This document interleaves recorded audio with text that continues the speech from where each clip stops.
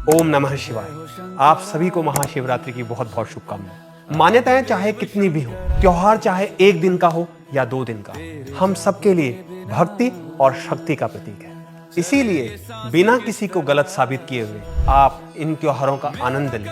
Timeline से अलग अलग हो सकती है। भगवान महादेव, भोलेनाथ, जिनको देव, दानव, मानव, गंधर्व सब पूजते हैं, वैसे शिवरात्रि हर महीने आती है, लेकिन फागुन मास की कृष्ण पक्ष की चतुर्दशी की शिवरात्रि को महाशिवरात्रि के रूप में मनाया जाता है। आइए जानते हैं कि महाशिवरात्रि क्यों मनाते हैं।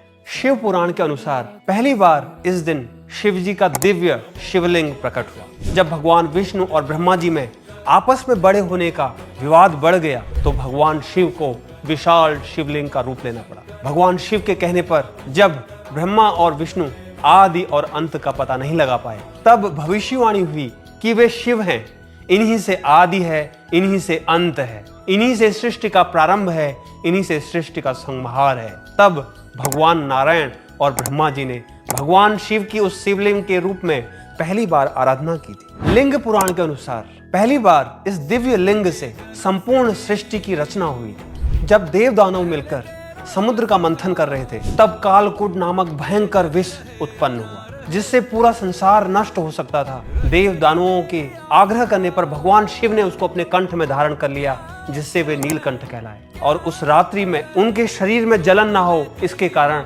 सभी देव दानव देवताओं ने भगवान शिव को जल से अभिषेक किया था। इसी दिन शिव पार्वती का मिलन हुआ था। भगवान शिव और माता पार्वती का विवाह अर्धरात्रि के समय हुआ था, जिसका उद्देश्य शिव और पार्वती के पुत्र कार्तिकेय के द्वारा राक्षस तारकासुर का संहार होना था। महाशिवरात्रि के दिन ही भगवान शिव के 12 ज्योतिर्लिंग प्रकट हुए थे।